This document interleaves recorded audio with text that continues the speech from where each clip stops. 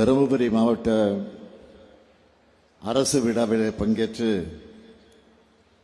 சிறப்பித்துக் கொண்டிருக்கக்கூடிய மாண்புமிகு அமைச்சர் பெருமக்கள், ஏவா வேலு அவர்களே, MRK பன்னீர்செல்வம் அவர்களே, ராஜேந்திரன் அவர்களே, பெரிய கருப்பன் அவர்களே, நாடாளுமன்ற உறுப்பினர் மணி அவர்களே, சட்டமன்ற உறுப்பினர் வெங்கடேஸ்வரன் அவர்களே,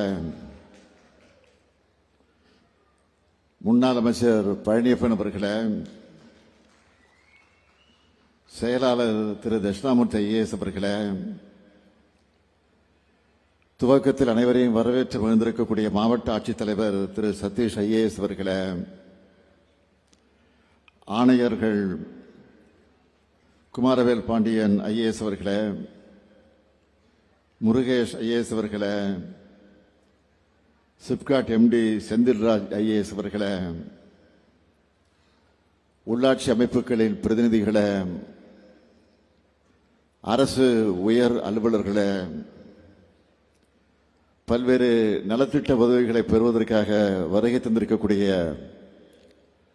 பயனாளி பெருமக்களே, என்னுடைய பேரன்பிற்கும் பாசத்திற்கும் உரிய மகளிர் சுய உதவிக்குழுவை சார்ந்திருக்கக்கூடிய தாய்மார்களே, சகோதரிகளே, பத்திரிகை மற்றும் ஊடகத்துறை சார்ந்திருக்கக்கூடிய நண்பர்களே, உங்கள் அனைவருக்கும் என்னுடைய அன்பான வணக்கம். வரலாற்று பெருமையும் எழில்மிக்க ஒகேனக்கல்லும் இருக்கக்கூடிய இந்த தருமபுரி மாவட்டத்தில் 362 கோடியே 77 லட்சம் ரூபாய் மதிப்பிலான 1073 முடிவுற்ற பணிகளை திறந்து வச்சு 512 கோடியே 52 லட்சம் ரூபாய் மதிப்பிலான 1044 திட்டப்பணிகளுக்கு அடிக்கல் நாட்டி 70,427 பேருக்கு 830 கோடியே 6 லட்சம் ரூபாய் மதிப்பிலான நலத்திட்ட உதவிகளை வழங்கி உங்களை எல்லாம் சந்திப்பதில் நான் மிகுந்த மகிழ்ச்சி அடைகிறேன். இந்த மாவட்டத்தோட பொறுப்பு அமைச்சர் மாண்புமிகு MRK பன்னீர்செல்வம் அவர்கள், அவரை அனைவரும் வேங்கையின் மைந்தர் என்று அழைப்பார்கள். வேங்கையின் மைந்தனாக மட்டுமல்ல, வேளாண்மையின் மைந்தனாகவும், தமிழ்நாட்டின் மண்ணும் மக்களும் செழிக்க நாளும் உழைச்சு அரசு துறையில் சாதனை மேல் சாதனைகளை படைச்சுக்கிட்டு இருக்கிறார். அவருக்கும் அவருக்கு துணை நிற்கக்கூடிய மக்கள் பிரதிநிதிகள், மாவட்ட ஆட்சியர் சதீஷ் அவர்களுக்கும் அரசு அதிகாரிகளுக்கும் என்னுடைய பாராட்டுக்களை, வாழ்த்துக்களை உங்கள் அனைவரின் சார்பில் நான் தெரிவித்துக் கொள்ள விரும்புகிறேன். இந்த நிகழ்ச்சிக்கு வருவதற்கு முன்பு இந்தியாவிலே இல்லாத அளவுக்கு முதல் முறையாக ஒரு முக்கியமான திட்டத்தை வேளாண் பெருங்குடி மக்களுக்காக தொடங்கி வச்சுட்டு வந்திருக்கிறேன். விவசாய பெருங்குடி மக்கள் பயிர்க்கடன் பெற தொடர்புடைய தொடக்க வேளாண்மை கூட்டுறவு சங்க மூலமாக கடன் அந்த சங்கங்களுக்கு நேரடியாக போய் விண்ணப்பிச்சா அந்த கடனை பெற ஒரு வாரம் வரை காத்திருக்கக்கூடிய நடைமுறை தான் இப்ப இருக்கு. இந்த நடைமுறையை மாற்றி விவசாயிகளுடைய நலன் கருதி காலதாமதமாவதை தவிர்க்க கூட்டுறவு வங்கிகளுக்கு போகாமலேயே வீட்டில் இருந்தபடியே ஆன்லைன் மூலமாக பயிர்க்கடனுக்கு விண்ணப்பிக்கும் நடைமுறையும், விண்ணப்பிச்ச அன்னைக்கு விவசாயியுடைய வங்கி கணக்கில் பயிர்க்கடன் நேரடியாக வழங்கக்கூடிய நடைமுறையும் இன்று தருமபுரியில் துவக்கி வச்சுட்டு இங்க வந்திருக்கிறேன். தருமபுரியின் வளர்ச்சி என்றாலே அது திராவிட முன்னேற்ற கழகத்துடைய ஆட்சியில தான். அந்த அளவுக்கு ஏராளமான திட்டங்கள் நம்ம ஆட்சி காலத்தில் நிறைவேற்றப்பட்டிருக்கு. ஒரே ஒரு எடுத்துக்காட்டை நான் சொல்லணும்னா, ஒகேனக்கல் கூட்டுக்குடிநீர் திட்டம். தருமபுரி கிருஷ்ணகிரி மாவட்ட மக்களோட குடிநீர் பிரச்சனையை தீர்க்க 2008 தலைவர் கலைஞர் அவர்கள் உருவாக்கின இந்த திட்டம் அன்றைக்கு உள்ளாட்சித்துறை அமைச்சராக இருந்த என்னுடைய மேற்பார்வையில் தான் நடந்துச்சு. 3 நகராட்சிகள், 16 பேரூராட்சிகள், 7639 ஊரக குடியிருப்புகள்ல வாழும் மக்களுக்கு குடிநீர் வழங்க இந்த திட்டத்தை 1929 கோடி ரூபாய் மதிப்பீட்டில் ஜப்பான் நாட்டு நிதி உதவியோடு செயல்படுத்தினோம். இந்த திட்டத்தோட 2ஆம் கட்ட பணிகளை இப்போ நம்ம திராவிட மாடல் ஆட்சியில 7890 கோடி ரூபாய் செலவில் செஞ்சுக்கிட்டு இருக்கிறோம்.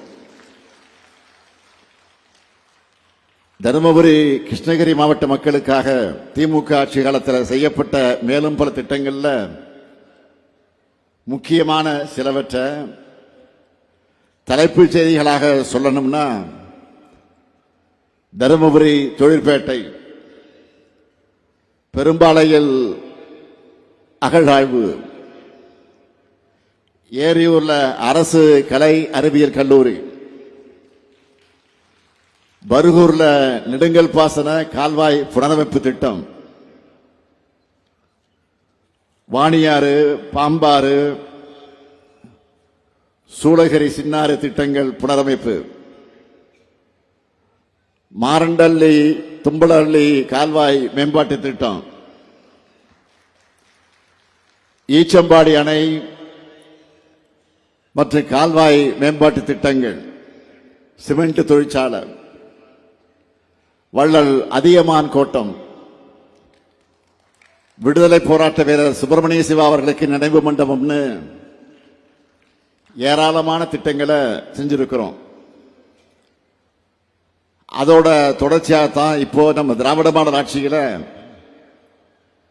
அதியமான் கோட்டை 98 லட்சம் ரூபாய் மதிப்பீட்டில் புதுப்பிக்கப்பட்டிருக்கு. ஒகேனக்கல் சுற்றுலா மேம்படுத்தப்பட்டிருக்கு. தருமபுரி அரசு மருத்துவக் கல்லூரி மருத்துவமனையில் ஒருங்கிணைந்த பேறுகால அவசர சிகிச்சை மற்றும் சிசு தீவிர சிகிச்சை பராமரிப்பு மையம் அமைக்கப்பட்டிருக்கு. பேருந்து வசதியே இல்லாத 8 கிராம மக்கள் போக்குவரத்து வசதி பெற வத்தல் மலைக்கு முதலாக பேருந்து வசதி செஞ்சு தரப்பட்டிருக்கு. 40 புதிய பேருந்துகள் இயக்கப்பட்டிருக்கு. 1297 கோடி ரூபாய்க்கு சாலை பணிகள் மேற்கொள்ளப்பட்டிருக்கு. 1714 கோடி 4 லட்சம் ரூபாயில வளர்ச்சி திட்ட பணிகள் மேற்கொள்ளப்பட்டிருக்கு. பொதுப்பணித்துறை சார்பில் 30 கோடி 8 லட்சம் ரூபாய் மதிப்பிலான பணிகள் நடந்திருக்கு. சுற்றுலாத்துறை சார்பில் 19 கோடி 81 லட்சம் ரூபாய் மதிப்பிலான பணிகள் நடந்திருக்கு. நார்த்தம்பட்டி ஊராட்சியில் மரகத பூஞ்சோலை உருவாக்கப்பட்டிருக்கு. பழங்குடி மக்கள் வாழும் பகுதிகளில் தண்ணீர் தொட்டிகள் கட்டப்பட்டிருக்கு. இந்த மாவட்ட மக்களோட நீண்ட நாள் கோரிக்கையான சிப்காட் தொழில் பூங்கா திட்டம் இன்று திறக்கப்பட்டிருக்கு. தருமபுரி தொழில் பூங்காவுக்கு ஆரம்பக்கட்ட பணிகளான அணுகு சாலை மற்றும் நுழைவாயில் தகவல் பலகை, தெரு விளக்குகள் மற்ற இதர பணிகள் அமைக்கக்கூடிய பணி 12 கோடியே 39 லட்சம் ரூபாய் திட்ட மதிப்பீட்டில் முடிக்கப்பட்டிருக்கு. இதில் அடுத்த கட்டமா 200 ஏக்கர் பரப்பளவில் உட்கட்டமைப்பு பணிகள் 93 கோடி ரூபாய்க்கு ஒப்பந்த புள்ளி கோரப்பட்டு இப்போ நடைபெற்று வருது. இப்போ தருமபுரி சிப்காட் தொழில் பூங்காவில் இணையதளம் மூலமா 200 ஏக்கர் நிலத்தில் தொழில் முனைவோர்களுக்காக நிலம் ஒதுக்கீடு செய்யக்கூடிய பணி நடைபெற்று வருது. இதுல 7 தொழில் நிறுவனங்களுக்கு இடஒதுக்கீடு இறுதி செய்யப்பட்டு இன்று உங்களுடைய முன்னிலையில் வழங்கப்பட்டிருக்கு. இப்படி பல்வேறு திட்டங்கள் தருமபுரி மாவட்டத்துக்கு செஞ்சு தரப்பட்டிருக்கு. மொத்தம் இந்த 4 ஆண்டு காலத்தில் இந்த மாவட்டத்தில் மட்டும் 447 கோடியே 26 லட்சம் ரூபாயில 43,86,926 பயனாளிகளுக்கு நலத்திட்ட உதவிகள் வழங்கி இருக்கிறோம். அது மட்டுமல்ல, நம்ம ஆட்சியோட முத்திரை திட்டங்கள் இருக்கு. அதுல தருமபுரி மாவட்டத்தில் பயனடைஞ்சவங்க லிஸ்ட சொல்றேன், கொஞ்சம் பெருசுதான். கலைஞர் மகளிர் உரிமை தொகை 2,84,091 பேருக்கு 1000 ரூபாய் கொடுக்கிறோம். 22,087 புதுமை பெண்களுக்கும் 11,576 தமிழ் புதல்வன்களுக்கும் மாதந்தோறும் 1000 ரூபாய் கொடுக்கிறோம். 76,958 இளைஞர்களுக்கு நான் முதல்வன் என்ற அந்த திட்டத்தில் பயிற்சி கொடுத்து அவங்களோட திறனை மேம்படுத்தி இருக்கிறோம். 48,504 குழந்தைகள் காலை உணவு திட்டத்தில் சூடா சுவையா சத்தான உணவை சாப்பிடுறாங்க. 4,22,535 பேரை மக்களை தேடி மருத்துவம் திட்டத்தில் கவனிச்சிட்டோம். கலைஞரின் வருமுன் காப்பும் திட்டத்தில் 93,379 பேர் பயனடைஞ்சிருக்கிறாங்க. இன்னுயிர் காப்போம் நம்மை காக்கும் 48 திட்டத்தில் 7,838 அந்த 838 பேரோட உயிரை அவங்க குடும்பங்களோட மகிழ்ச்சியையும் காப்பாற்றி இருக்கிறோம். ஊட்டச்சத்தை உறுதி செய்ய திட்டம் 4,410 பேரை திடமானவர்களாக மாற்றி இருக்கு. கலைஞரின் அனைத்து கிராம ஒருங்கிணைந்த வேளாண் வளர்ச்சி திட்டம் மூலமா 59,374 பேர் பயனடைஞ்சிருக்கிறாங்க. வேளாண் உபகரண தொகுப்புகள் வழங்கும் திட்டம் மூலம் 6,523 பேர் பயனடைந்திருக்கிறாங்க.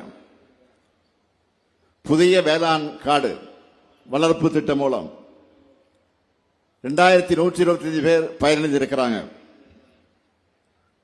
14,514 பேர் புதிய மின் இணைப்புகளை பெற்றிருக்காங்க. 2,60,444 தொழிலாளர்களுக்கு தொழிலாளர் நலன் மற்றும் திறன் மேம்பாட்டுத்துறை நலத்திட்ட நிதி உதவிகளை வழங்கியிருக்கிறோம். டாக்டர் முத்துலட்சுமி ரெட்டி மகப்பேறு திட்டம் மூலம் 78,070 பேர் பயனடைந்திருக்கிறாங்க. டாட்கோ மூலமா 896 பேருக்கு கடனுதவி வழங்கி இருக்கிறோம். தனியார் துறை வேலைவாய்ப்பு முகாம்கள் மூலமா 6,276 பேர் வேலைவாய்ப்புகள் பெற்றிருக்கிறாங்க. இப்படி இத்தனை லட்சம் மக்களுக்கு இத்தனை திட்டங்களை தருமபுரிக்காக செஞ்சிருக்கிறோம், தொடர்ந்து செஞ்சுக்கிட்டு இருக்கிறோம். இனியும் நாங்க தான் செய்யவும் போகிறோம். இவ்வளவு திட்டங்களை சொல்லிட்டு இப்படிப்பட்ட ஒரு பெரிய விழாவில் புதிய அறிவிப்புகளை வெளியிடாம இருக்க முடியுமா? அதனால சில அறிவிப்புகளை நான் வெளியிட விரும்புகிறேன். முதல் அறிவிப்பு, சித்தேரி ஊராட்சியில் இருக்கக்கூடிய 63 மலை கிராமங்களில் வசிக்கிற பழங்குடி மக்களும், குளகம்பட்டி, சின்னாங்குப்பம், கோபிச்செட்டிப்பாளையம் உள்ளிட்ட கிராமங்களில் வாழக்கூடிய பொதுமக்களும் பல்வேறு பணிகளுக்கு பாப்பிரெட்டிப்பட்டி வட்டாட்சியர் அலுவலகத்துக்கு போறதுக்கான தூரம் அதிகமாக இருக்குன்னு சொல்றாங்க. அதனால இந்த கிராமங்கள் எல்லாம் பக்கத்தில் இருக்கக்கூடிய அரூர் வருவாய் வட்டத்தில் இது இணைக்கப்படும். இரண்டாவது அறிவிப்பு, ஒகேனக்கல் தருமபுரியை இணைக்கக்கூடிய மாவட்ட நெடுஞ்சாலையில் தருமபுரியில் இருக்கக்கூடிய ஆட்டுக்காரம்பட்டி முதல் பெண்ணாகரம் வரை இருக்கக்கூடிய 25 கிலோமீட்டர் நீளமுள்ள சாலை பகுதி தற்போதுள்ள இருவழித்தடத்தில் இருந்து 4 வழித்தடமா 165 கோடி ரூபாய் மதிப்பீட்டில் 2 கட்டமாக மேம்படுத்தப்படும். மூன்றாவது அறிவிப்பு, நல்லம்பள்ளி ஊராட்சி ஒன்றியத்தில் பரிகரம் ஊராட்சியில் பரிக முதல் மலையூர் வரை இருக்கக்கூடிய வனச்சாலை 10 கோடி ரூபாய் மதிப்பீட்டில் தார் சாலையாக மேம்படுத்தப்படும். நல்லம்பள்ளியில் இருக்கக்கூடிய அரசு மகளிர் மேல்நிலைப் பள்ளியில் 7.5 கோடி ரூபாய் மதிப்பீட்டில் புதிய வகுப்பறை கட்டடங்கள் கட்டப்படும். நான்காவது அறிவிப்பு, அதிக அளவில் புளி உற்பத்தி செய்கிற தருமபுரி மாவட்ட விவசாயிகளுக்கு பயனளிக்கக்கூடிய வகையில் 11 கோடியே 30 லட்சம் ரூபாய் மதிப்பீட்டில் ஒருங்கிணைந்த புளி வணிக மையம் அமைக்கப்படும். ஐந்தாவது அறிவிப்பு, அரூர் நகராட்சியில் வாழக்கூடிய மக்களுடைய நலன் கருதி வள்ளிமதுரை குடிநீர் வழங்கல் திட்டம் புதிய குழாய்களை புதுப்பித்தும் அதை பதிச்சும் 5 லட்சம் லிட்டர் கொள்ளளவு கொண்ட மேல்நிலை நீர்த்தேக்க தொட்டி அமைச்சும் 15 கோடி ரூபாய் செலவில் அது மேம்படுத்தப்படும். இப்படி மாநிலத்தினுடைய ஒவ்வொரு பகுதியோட ஒவ்வொரு தனி மனிதனுடைய எதிர்பார்ப்பையும் நிறைவேற்றி தரக்கூடிய ஆட்சியா நம்ம திராவிட மாடல் ஆட்சி செயல்பட்டு வருது. சொன்னதை செய்வோம், செய்வதைத்தான் சொல்வோம்னு தலைவர் கலைஞர் காட்டின வழியில உழைச்சுக்கிட்டு இருக்கிறோம். 2021 தேர்தலுக்கு முன்னாடி விடியல் பயண திட்டம் குறித்த வாக்குறுதியை தேர்தல் அறிக்கையில் சொன்னோம். உடனே நமக்கு எதிரானவங்க என்ன சொன்னாங்க? இது நிறைவேற்ற முடியாத வாக்குறுதி, இதனால பேருந்துகளை குறைச்சிடுவாங்க, பேருந்து கட்டணத்தை உயர்த்திடுவாங்க, தங்களுடைய இஷ்டத்துக்கு கதை திரைக்கதை வசனம் தான் இதை தொடங்கினாங்க. ஆனா கடந்த அதிமுக ஆட்சியில தமிழ்நாட்டோட நிதி நிலைமையை பாழ்படுத்தினதையும் மீறி சொன்ன மாதிரி ஆட்சி பொறுப்பேற்ற அன்றைக்கு விடியல் பயணம் திட்டத்துக்கு கையெழுத்து போட்ட கைதான் முத்துவேல் கருணாநிதி ஸ்டாலினுடைய கை. இந்த திட்டத்துக்கு ஆகிற பணத்தை செலவா பார்க்காம பெண்களுக்கு சேமிப்பா மகளிர் முன்னேற்றத்திற்கான முதலீடாகத்தான் நாங்க நினைச்சோம். இதோட பலன் சமூகத்தில் எதிரொலிக்க தொடங்கி இருக்கு. ஒவ்வொரு மாசமும் சுமார் 1000 ரூபாய்னு நம்ம ஆட்சிக்கு வந்த 51 மாசத்துல ஒவ்வொரு மகளிரும் 50,000 ரூபாய் சேமிச்சிருக்கிறாங்க. எவ்வளவு பெரிய புரட்சி இது! யாராலும் மாற்ற முடியாத, மறுக்க முடியாத சாதனை இது. அதனால்தான் இப்ப செய்திகள்ல பார்த்திருப்பீங்க, இந்த விடியல் பயண திட்டத்தை கர்நாடக மாநிலத்திலே, ஆந்திர மாநிலத்திலே நடைமுறைப்படுத்திட்டு இருக்காங்க இப்போ. அதனாலதான் சொல்றோம், நாட்டோட அத்தனை வளர்ச்சி திட்டங்களுக்கும் தமிழ்நாடு தான் முன்னோடி. திராவிட மாடல் தான் இந்தியாவுக்கான திசை காட்டி. இதை பொறுத்துக்க முடியாமதான் ஆட்சிக்கு எதிராக சில விஷமிகள் அவதூறுகளை அள்ளி வீசிக்கிட்டு இருக்காங்க. எதிர்கட்சிகளை சொல்றத பத்தி நான் கவலைப்படல. அதுதான் அவங்க அரசியல். அவங்களை விடவும் மலிவான அரசியல் செய்யறார் ஒருத்தர். யாரும் தெரியும் உங்களுக்கு. அவர் தான் ஒன்றிய பாஜக அரசு நியமிச்சிருக்கக்கூடிய நம்ம ஆளுநர் ரவி அவர்கள். ஆளுநர் மாளிகையில் இருக்கிறவர் செய்யற வேலை என்ன தெரியுமா? திமுக ஆட்சி மேல அவதூறு பரப்புறார், திமுக மேல அவதூறு பரப்புவார், திராவிடத்தை பழிப்பார், சட்டங்களுக்கு ஒப்புதல் தரமாட்டார், இல்லாத திருக்குறளை அச்சிட்டு கொடுப்பார், தமிழ்தாய் வாழ்த்த அவமதிப்பார், நம்ம தமிழ்நாட்டுக்கு வரக்கூடிய இருக்கக்கூடிய மாணவர்களை இழிவுபடுத்துவார், தமிழ்நாட்டோட கல்வி, சட்டம் ஒழுங்கு, பெண்கள் பாதுகாப்பு பத்தி எல்லாம் உண்மைக்கு புறம்பா இல்லாத பொல்லாத சொல்லி பீதியை கிளப்புவார். இதை மட்டும்தான் அவர் செய்கிறார். இந்தியாவிலே தலை சிறந்த மாநிலமா தமிழ்நாடு இருக்கு.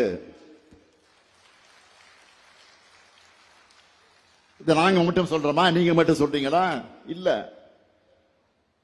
ஒன்றிய பாஜக அரசு வெளியிடுகிற புள்ளி விவரங்கள் சாட்சி அதுக்கு.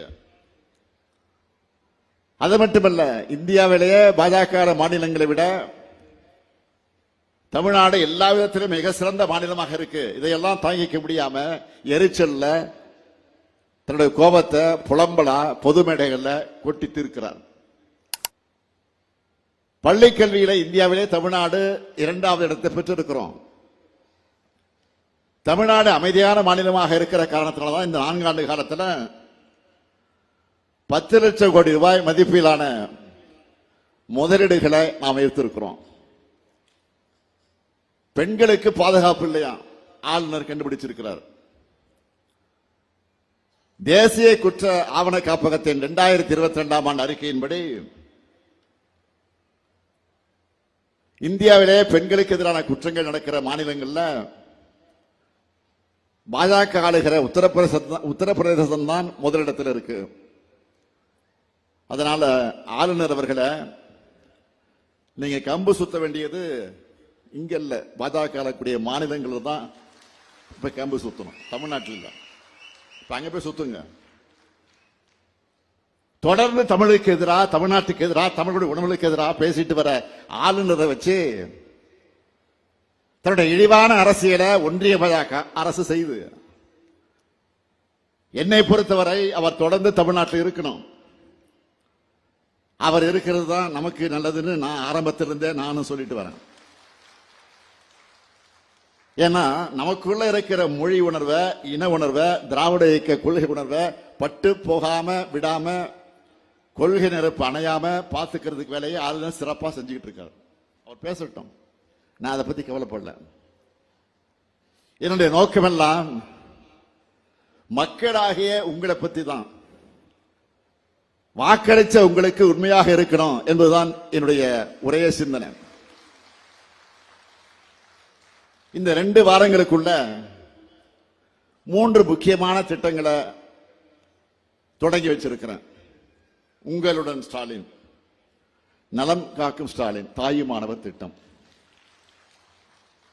இந்த திட்டங்களை பற்றி நான் அதிகம் விவரிக்க தேவையில்லை. ஏனென்றால் பயன்பெற்று வரக்கூடிய நீங்களே அந்த திட்டங்களுக்கு தூதுவராக மாறிட்டீங்க. இப்போ அரசு துறை சேவைகள்ல பொதுமக்களுடைய அனைத்து கோரிக்கைகளையும் உடனுக்குடன் நிறைவேற்றி வருது உங்களுடன் ஸ்டாலின். இதுவரை 3561 முகாம்கள் நம்ம அரசு மேல, அரசு மீது நம்பிக்கை வச்சிருக்கக்கூடிய அந்த முழு நம்பிக்கையோடு 3,41,395 பேர் தங்களுடைய கோரிக்கைகளை மனுக்களாக கொடுத்திருக்கிறாங்க. நலம் காக்கும் ஸ்டாலின் திட்டத்தில் 74 முகாம்கள் மூலமா இதுவரை 92,841 பேர் பயனடைஞ்சிருக்கிறாங்க. தாயுமானவர் திட்டத்தில் முதியோர்கள் மாற்றுத்திறனாளிகள் குடும்பங்களை கண்டறிந்து அவங்க வீடுகளுக்கே நேரடியாக ரேஷன் பொருட்கள் தரப்படுது. இப்படி 21 லட்சம் குடும்பங்களுக்கு அரசே அத்தியாவசிய பொருட்களை கொண்டு போய் கொடுக்குது. வயசானவங்க ரேஷன் கிடைக்க வர தேவையில்லை, வரிசையில் நிற்க தேவையில்லை, பொருட்களை வீடு வரை கஷ்டப்பட்டு தூக்கிக்கிட்டு போக தேவையில்லை. இது எல்லாத்தையும் அரசே செஞ்சு தருது. இதன் மூலமா அரசுக்கு கூடுதல் செலவாகும் என்றாலும் அதை பற்றி நாங்கள் கவலைப்படல. அது செலவாகிறது அரசோட கடமையாகத்தான் நாங்கள் நினைக்கிறோம். வீட்டுக்கே பொருள் வந்து சேர்ந்ததும் அந்த முதியோர்கள் கொடுத்துட்டு வர பேட்டிகள் எல்லாம் ஊடகங்களை நான் பார்த்தேன். உணர்ச்சி பெருக்கோடு நான் தழுதழுக்க அவங்க பேட்டி தராங்க. அந்த பேட்டிகளை பார்க்கும்போது நானும் அதிக உணர்ச்சி வசப்படுகிறேன், நெகிழ்ந்து போகிறேன். நான் முதலமைச்சரான நோக்கம் நிறைவேற்று இருக்கக்கூடிய நினைச்ச உள்ளபடியே மகிழ்ச்சி அடைஞ்சிட்டு இருக்கேன், மனநிறைவடைகிறேன். அடுத்து அமைய போகிறது உங்களுடைய முத்துவேல் கருணாநிதி ஸ்டாலின் ஆட்சி தான். திராவிட மாடல் 2.0 ஆட்சியில இந்தியாவில் அனைத்து துறையிலும் வளர்ந்த மாநிலமாக தமிழ்நாட்டை உயர்த்துவோம். உங்க எல்லோருடைய கோரிக்கை நிறைவேற்ற ஆட்சியாக நிச்சயம் இருக்கும் என சொல்லி நான் மீண்டும் மீண்டும் சொல்லுகிறேன், இந்த ஆட்சி உங்களுக்கான ஆட்சி, மக்களுக்கான ஆட்சி, ஏழை எளியவர்களுக்கான ஆட்சி, பாட்டாளி பெருமக்களுக்கான ஆட்சி, மகளிருக்கான ஆட்சி, இளைஞர்களின் ஆட்சி, ஒட்டுமொத்த உங்களுக்கான ஆட்சி என்று சொல்லி விடைபெறுகிறேன். நன்றி, வணக்கம்.